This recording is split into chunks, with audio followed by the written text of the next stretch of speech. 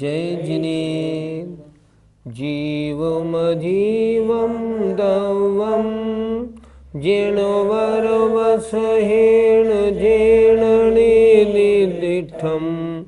देवेन्दमिन्दवन्दं वन्दे तं सर्वदा शिरसा। पंच परमेष्ठी भगवान की जय। ग्रंथकार कहते हैं हमें पंच परमेष्ठी का ध्यान करना चाहिए।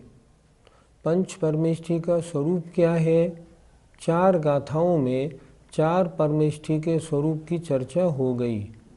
अब साधु परमेष्ठी की परिभाषा के बारे में अगली गाथा ग्रंथकार लिखते हैं। दंसणाण समग्गम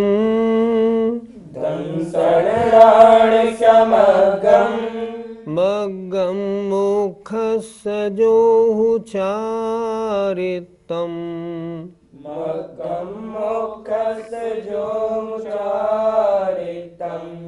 साधु यदिणीच शुद्धम साहु समुनि नमो तस्स।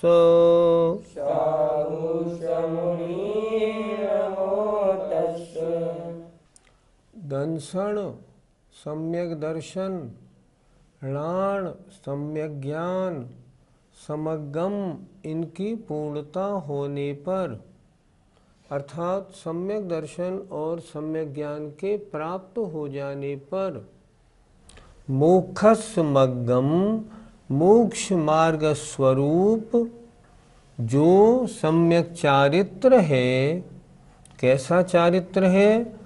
जो हमेशा शुद्ध है, नित्य है और शुद्ध है, ऐसे चारित्र की जो साधना करते हैं।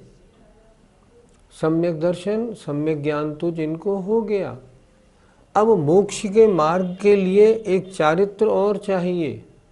तो सम्यक दर्शन सम्यक ज्ञान की पूर्णता के बाद जो नित्य और शुद्ध ऐसे चारित्र की साधना करते हैं।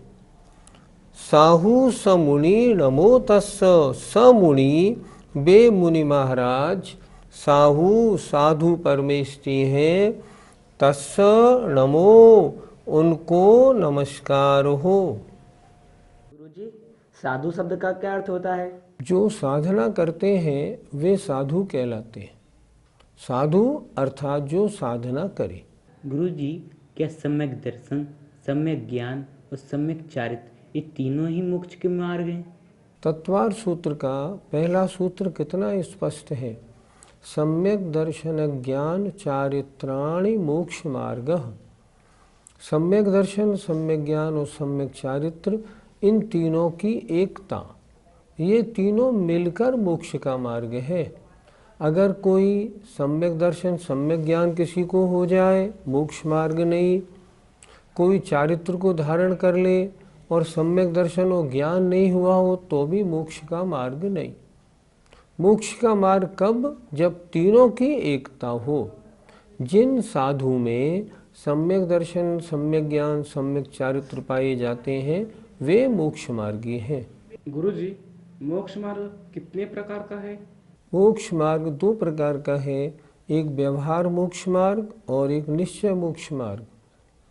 व्यवहार मोक्ष मार्ग का मतलब सम्यक दर्शन सम्यक ज्ञान और सम्यक चारित्र इन तीनों को पालना। प्रवृत्ति रूप, जहाँ प्रवृत्ति रूप है वहाँ व्यवहार मोक्ष मार्ग है, और जहाँ आत्म ध्यान में आत्म चिंतन में एकाग्रता है, शुद्धोपयोग है, वहाँ निश्चय मोक्ष मार्ग अभेद मोक्ष मार्ग है। उसको हम निश्चय मोक्ष मार्ग कहते हैं। गुरुजी, सम्यक दर्शन का प्रारंभ और पूर्णता कहाँ होती है? जो जीव पहले से चौथे गुण स्थान में आते हैं उनके सम्यक दर्शन का प्रारंभ चौथे गुण स्थान में होता है। जो जीव पहले से पांचवें में आते हैं उनके पांचवें गुण स्थान से सम्यक दर्शन का प्रारंभ होता है, और जो पहले से सीधे सातवें गुण स्थान में आते हैं उनके सम्यक दर्शन का प्रारंभ सप्तम गुण स्थान से होता है।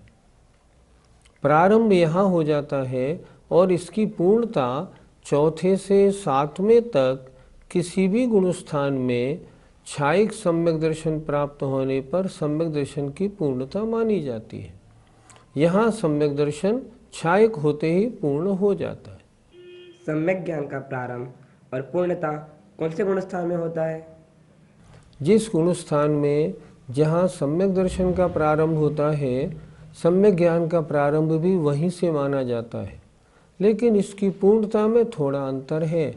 सम्यक ज्ञान की पूर्णता 12वें गुणस्थान के अंत में अर्थात 13वें गुणस्थान के प्रारंभ में होती है।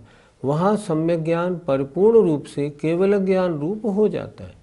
सम्यक चारित्र की पूर्णता और प्रारंभ कहाँ से माना जाए?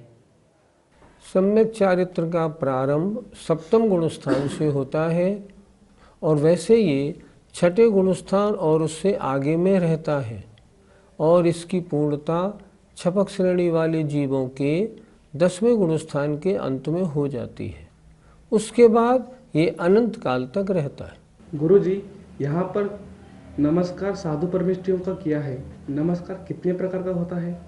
नमस्कार 4 प्रकार का बताया है। भाव नमस्कार, मन से नमस्कार, वचन से नमस्कार और काय से नमस्कार। भाव नमस्कार का मतलब है ये इतने महान हैं, रत्नत्रय के धारक हैं, उनको वंदना करते समय जो आनंद की अनुभूति होती है वह है भाव नमस्कार। मन पूर्वक नमस्कार करना मन नमस्कार, वचन से स्तवन करते हुए नमस्कार करना वचन से नमस्कार, और हाथ जोड़कर मस्तक नवाकर ढोक देना ये काय से नमस्कार है। इस प्रकार नमस्कार 4 प्रकार का है। यहाँ साधु परमेष्ठी को चारों प्रकार से नमस्कार किया गया है। गुरुजी, साधु परमेष्ठी के कितने मूल गुण होते हैं? साधु परमेष्ठी के शास्त्रों में 28 मूल गुण कहे हैं। 5 महाव्रत, 5 शमिति, 5 इंद्रियों का जय, 6 आवश्यक और 7 शेष। इस तरह 28 मूल गुण साधु के हैं। साधु में ये 28 मूल गुण पूरे होने चाहिए। वर्तमान में जिन साधुओं में साधु परमेष्ठी के 28 मूल गुण नहीं हैं, क्या उन्हें साधु परमेष्ठी के अंतर्गत मानना उचित है या नहीं? साधु के मूल गुणों में जघन्य और उत्कृष्ट की चर्चा आचार्यों ने नहीं की कि 28 में से कम इतने गुण तो होने ही चाहिए, अधिक से अधिक इतने होने चाहिए, इसकी चर्चा नहीं। साधु परमेष्ठी में तो 28 के 28 ही मूल गुण चाहिए। जैसे मान लो अगर कोई मुनि महाराज एसी में या कूलर में रहते हैं, सोचो उनके अहिंसा महाव्रत कैसे होगा, उनके स्पर्शन इंद्रिय जय कैसे होगी, और जब अहिंसा महाव्रत नहीं है तो फिर साधु परमेष्ठी बना कैसे बनेगा। अगर कोई साधु फ्लश में निपटने जाते हैं लैट्रिन में, तो कितनी जीव हिंसा वहाँ हो रही है। कायदे से 28 मूल गुणों में मूल गुण तो मुख्य एक ही है, अहिंसा महाव्रत। अगर अहिंसा महाव्रत का पालन नहीं तो फिर साधु परमेष्ठी कैसे माने जाएंगे। फ्लश में निपटने जाते हैं तो वहाँ त्रस्त जीवों की कितनी हिंसा हो रही है। फ्लश में लघु शंका को जाते हैं तब कैसे बनेगी जीव हिंसा की बात। अपने पास मोबाइल रखते हैं, लैपटॉप रखते हैं, तो अपरिग्रह महाव्रत कहाँ से बनेगा। फिर इन मुनि महाराजों को हम साधु परमेष्ठी में कैसे गिन सकते हैं। आगम तो आज्ञा नहीं देता। आगम तो कहता है ये साधु परमेष्ठी की गिनती में नहीं आते। क्या वर्तमान में भावलिंगी साधु होते हैं या नहीं? शास्त्रों के अनुसार वर्तमान में भगवान महावीर का तीर्थ चल रहा है। इस बारे में सभी आचार्य एक मत हैं कि यह तीर्थ कब तक चलेगा। जब पंचम काल में अंतिम 3 वर्ष 8.5 महीने रह जाएंगे तब तक तीर्थ बराबर रहेगा, और जब 3 वर्ष 8.5 महीने रह जाएंगे उस समय जो एक साधु आर्यिका श्रावक श्राविका होंगे, जब वो समाधि ले लेंगे तब तीर्थ की विच्छुत्ति होगी। तब तक निरंतर तीर्थ की कंटिन्यूएंस के बारे में सभी आचार्य एक मत हैं। जब एक मत है तो वर्तमान में भावलिंगी साधुओं का अभाव कैसे माना जा सकता है? नहीं माना जा सकता। हाँ, इतना तो कहना पड़ेगा, भावलिंगी साधु कम है कितने ये बात दूसरी है, 2 हैं 4 हैं 10 हैं ये अलग बात है। तीर्थ की विच्छुत्ति किसे कहते हैं? जहाँ धर्म के बताने वाले, धर्म के सुनने वाले और धर्म के पालने वालों का अभाव हो जाए। आचार्यों के मत से इन तीनों का अस्तित्व 3 वर्ष 8.5 महीने पंचम काल शेष रहने तक बराबर रहेगा। इसलिए इस संबंध में सभी आचार्य एक मत हैं कि वर्तमान में भी भावलिंगी साधु चाहे कम से कम हो, है अवश्य। कौन है ये हमारे ज्ञान का विषय नहीं हो सकता। ग्रंथकार ने व्यवहार ध्यान की बात बताई, ध्यान में किन मंत्रों का जाप करें ये बताया, और मंत्रों में जो पंच परमेष्ठी हैं उनका स्वरूप क्या है ये भी बता दिया। अब चर्चा होती है निश्चय ध्यान किसे कहते हैं। व्यवहार ध्यान की बात हो गई, अब निश्चय ध्यान की बात होती है। आइए।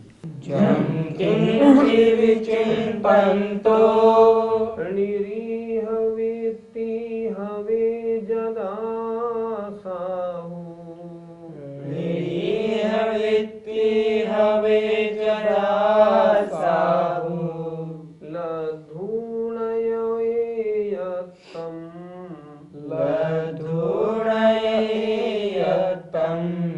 तदाहुतं तस्सनिच्छयं ध्यानम्, तदाहुतं तस्सनिच्छयं ध्यानम्।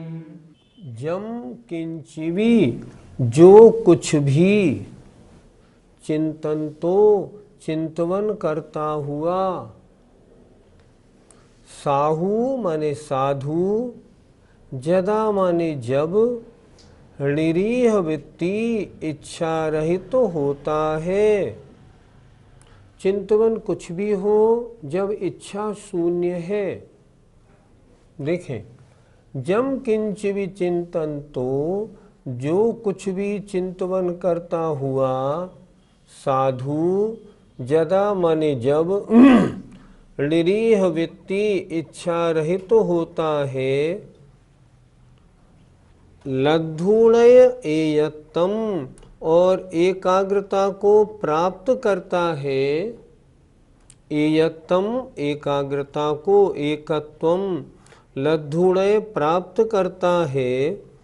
तदा माने तब, तस् माने उस साधु के, तम माने वह, निश्चय ध्यान, आहु कहा गया है। तदाहु का संधि विच्छेद किया, तदा और आहु, उस समय उन मुनिराज के वह निश्चय ध्यान कहलाता है। गुरुजी, साधु के ध्यान में कौन कौन से विषय आ सकते हैं? ध्यान योग विषय 3 प्रकार के होते हैं, हेय, उपादेय और ध्येय। मैं जनरल ध्यान के विषयों को बता रहा हूँ।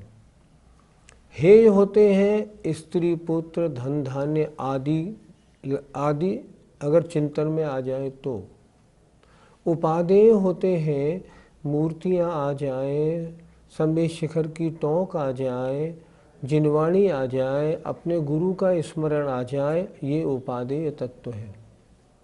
और ध्येय तत्व होते हैं जैसे 3 लोक का चिंतवन, जैसे ओम का ध्यान, जैसे ह्रीम का ध्यान, जैसे अपने शुद्ध आत्म स्वरूप का चिंतन, ये होता है ध्येय तत्व। तो मुनि महाराज अगर ध्यान लगा रहे हैं और सच्चे मुनि हैं तो हेय तत्व तो उनके ध्यान में आएगा ही नहीं। अब आई उपादेय तत्व। उपादेय तत्व ध्यान में आ सकता है, जैसे कोई मंदिर, कोई मूर्ति, कोई टोंक आदि, लेकिन उससे लगाव नहीं होना चाहिए कि मुझे ये मंदिर बनवाना है, ये पूरा करना है। अगर ऐसा आया तो निश्चय ध्यान की कोटि में नहीं आएगा। अशुभ ध्यान नहीं है तो शुभ ध्यान, पर निश्चय ध्यान में नहीं आएगा। और अगर वो साधु जब शुद्धोपयोगी हैं और शुद्धोपयोग में आकर और उस समय ओम आदि का चिंतन करते हैं या लोक का चिंतन करते हैं तो उनका ध्यान निश्चय ध्यान माना जाएगा, क्योंकि लोक या ओम में राग द्वेष रूप परिणाम होने का तो कोई मतलब ही नहीं है। इसलिए साधु कुछ भी ध्यान करे, उपादेय तत्व का ध्यान करे या ध्येय तत्व का ध्यान करे, अगर इच्छा रहित है तो उसका ध्यान निश्चय ध्यान है, इच्छा सहित है तो जैसी इच्छा वैसा ध्यान। गुरुजी, जो प्राथमिक साधु है वो किस चीज़ का चिंतन करे होंगे? जो प्राथमिक साधु हैं अभी उन्हें ध्यान का ज़्यादा अभ्यास तो है नहीं, तो मूर्ति का ध्यान करेंगे, शब्दों का ध्यान करेंगे, किसी का भी ध्यान करेंगे। वो कोशिश करेंगे कि मैं अशुभ में ना जाऊं और शुभ में रहूं। लेकिन जो अभ्यस्त साधु हैं, जो पुराने हो गए हैं और जिन्हें ध्यान करने का अभ्यास है और जिनका सहनन भी अच्छा है, वो क्या करेंगे? वो तो ध्यान करते करते अपने शुद्ध चैतन्य स्वभाव के ध्यान में भी चले जाएंगे और इसे हम कहेंगे शुभोपयोग से शुद्धोपयोग में जाना। लेकिन ये अभ्यस्त साधु का काम होगा, प्राथमिक साधु ये अभ्यास नहीं कर पाएंगे। तो फिर क्या इच्छा रहित होने से ही निश्चय ध्यान हो जाएगा या फिर बाह्य परिग्रह छोड़ना भी आवश्यक है? यदि बाह्य परिग्रह छोड़े बिना निश्चय ध्यान बनने लगा तो फिर बजाय मुनि बनने के घर में ही ध्यान होने लगेगा, घर में ही केवल ज्ञान और घर से ही मोक्ष होने लगेगा। सोचो, बाह्य परिग्रह का त्याग नहीं है तो अंतरंग परिग्रह का त्याग कैसे बनेगा? क्या बिना लोभ कषाय के या बिना किसी पदार्थ में रति हुए क्या किसी पदार्थ को, किसी वस्त्र को कोई जीव अपने पास रख सकता है? कभी नहीं रख सकता। ये क्यों रखा वस्त्र आपने अपने पास? क्योंकि मुझे अच्छा लगता है। अच्छा लगता है तो कषाय है तभी तो अच्छा लगता है। सुनिए, बाह्य परिग्रह हो तब तो मिथ्यात्व और कषाय नो कषाय सहित है ही। अब बाह्य परिग्रह नहीं हो तो अंतरंग योग मिथ्यात्व और कषाय नो कषाय हो या ना भी हो। लेकिन अगर इच्छा रहित है तो बाह्य परिग्रह रहित तो होना ही चाहिए। आचार्यों ने क्या लिखा? आचार्यों ने ये लिखा, गृहस्थ माने वस्त्र सहित के तो ध्यान होता ही नहीं। उन्होंने तो स्पष्ट लिख दिया। कुछ तो आचार्य यहाँ तक लिख रहे हैं, धर्म ध्यान ये तो केवल धर्म ध्यान की भावना है चौथे पांचवें गुणस्थान में। वास्तव में धर्म ध्यान तो निर्ग्रंथ मुनि अवस्था में ही होता है। जब तक ये इच्छाएं गृहस्थी में क्यों है? इच्छाएं लगी हुई हैं और इच्छाएं लगी हैं, निश्चय ध्यान का दूर दूर तक कोई सवाल नहीं। गुरुजी, निश्चय ध्यान और व्यवहार ध्यान में क्या अंतर है? यदि किसी वस्तु का ध्यान करते समय अगर कोई इच्छा है, कोई भी इच्छा है, किसी रूप में रंच मात्र भी है, तो वो ध्यान व्यवहार ध्यान है। और अगर ध्यान करते समय इच्छा रहित है तो निश्चय ध्यान है। निश्चय ध्यान होना बहुत मुश्किल। हम इसको ये भी कह सकते हैं, निश्चय ध्यान का मतलब शुद्धोपयोग, व्यवहार ध्यान का मतलब शुभोपयोग। शुभोपयोग रहता है हमेशा, कभी साल दो साल में, कभी एक आध 2 सेकंड के लिए निश्चय ध्यान वाली प्रवृत्ति बन जाए तो बहुत समझना। जो अभ्यस्त मुनिगण हैं उन्हें यदा कदा शुद्धोपयोग होता है, अन्य को तो होने का प्रश्न ही नहीं होता। गुरुजी, निश्चय ध्यान का फल क्या है? आज तक जितने जीवों ने घातिया कर्मों का नाश करके केवल ज्ञान प्राप्त किया है, वह सब निश्चय ध्यान का ही फल है। बिना ध्यान के और इस तरह घातिया कर्मों का नाश और केवल ज्ञान नहीं होता। ये ध्यान जो है, निश्चय ध्यान, महान निर्जरा का कारण है और सर्वश्रेष्ठ पुरुषार्थ माना गया है। तो क्या वर्तमान में निश्चय ध्यान संभव है? निश्चय ध्यान बोलो, परम समाधि बोलो, शुद्धोपयोग बोलो, अभेद रत्नत्रय या निश्चय रत्नत्रय, सब पर्यायवाची हैं।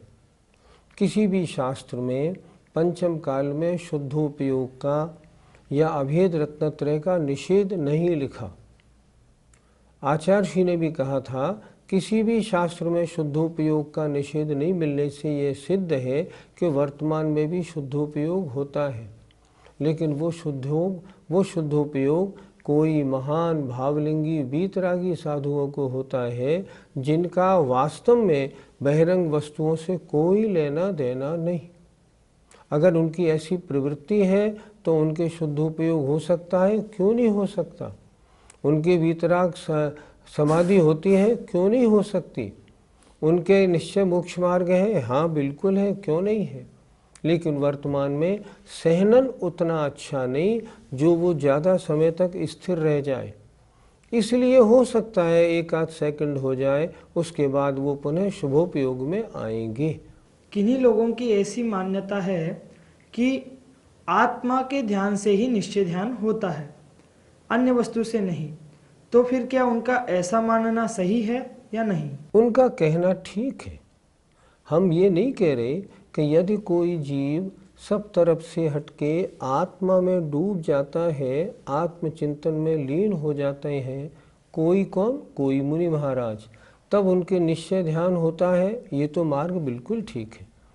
आत्म ध्यान आत्मचिंतन में अगर डूबा है तो निश्चय ध्यान संभव है। लेकिन ये गाथा क्या कह रही है? फिर इसमें आचार्य ने जम किंच विचिंतन तो क्यों लिखा? मैं ये पूछना चाहूँगा, पृथक्त्व वितर्क और एकत्व वितर्क शुक्ल ध्यान में क्या विचारोर्थ व्यंजन योग संक्रांति वितर्क श्रुतम, क्या श्रुत के अक्षरों का अवलंबन नहीं होता? जब श्रुत के अक्षरों का अवलंबन होता है और उससे शुक्ल ध्यान और घातिया कर्मों का नाश होता है, तो फिर उससे निश्चय ध्यान हम क्यों नहीं माने? हमने माना आत्मचिंतन में डूब जाने पर शुद्धोपयोग होता है, बिल्कुल ठीक है। लेकिन अगर निरीह वृत्ति, कषाय रहित प्रवृत्ति हो, चिंतन में बिल्कुल एकाग्रता हो और अगर चिंतन ओम पर स्थिर हो गया है, तो क्या शुक्ल ध्यान के द्वारा कर्मों का नाश नहीं माना जाएगा? बिल्कुल माना जाएगा। इसलिए ये नहीं लगाओ कि निश्चय ध्यान मात्र आत्म ध्यान से ही होगा, अन्य कोई मार्ग नहीं है। हाँ, वो एक मार्ग जरूर है, लेकिन इस गाथा में तो आचार्य ने बिल्कुल स्पष्ट कर दिया है कि नहीं, कुछ भी चिंतन करो, चिंतन की एकाग्रता राग द्वेष मोह से रहित, समस्त इच्छाओं से रहित होनी चाहिए। अगर है तो निश्चय ध्यान है और वो महान निर्जरा का कारण है। इस प्रकार हमने इस गाथा में क्या समझा? इस गाथा में हमने ये समझा निश्चय ध्यान क्या होता है। परम निर्जरा का कारण कौन सा ध्यान है? निश्चय ध्यान है। वो निश्चय ध्यान साधुओं के होता है। किन साधुओं के होता है? जो एकाग्र चिंतन के अभ्यासी होते हैं। वे जब अपने ध्यान में कुछ भी चिंतन करें और समस्त इच्छाओं से रहित हो जाएं, तो इच्छाओं से रहित होने पर उनका वो ध्यान निश्चय ध्यान बन जाता है और महान निर्जरा का कारण होता है। और ऐसे ही ध्यान से घातिया कर्मों का नाश और मोक्ष मार्ग की प्राप्ति अच्छी प्रकार होती है। ध्यान का प्रकरण पूरा होने को है। हमने क्या सीखा? हमने ये सीखा ध्यान मोक्ष मार्ग में बहुत जरूरी है और ध्यान के लिए सब तरफ से अपने मन को हटा के और राग द्वेष मोह को छोड़ के एक वस्तु पे अगर हम स्थित होते हैं और इच्छाओं से रहित हो जाते हैं, तब ध्यान बनता है। पहले हम व्यवहार ध्यान का अभ्यास करें और जो मुनि महाराज मुनि बनने के बाद फिर निश्चय ध्यान का अभ्यास करें। हम और आप जो गृहस्थी हैं मान लो, उन्हें क्या करना चाहिए? मंत्रों की जाप आदि में सब संकल्प विकल्पों से हटके एकाग्रता बनानी चाहिए। यही ये जो वर्णन चल रहा है ध्यान का, इसका यही सार है। जय जिनेन्द्र।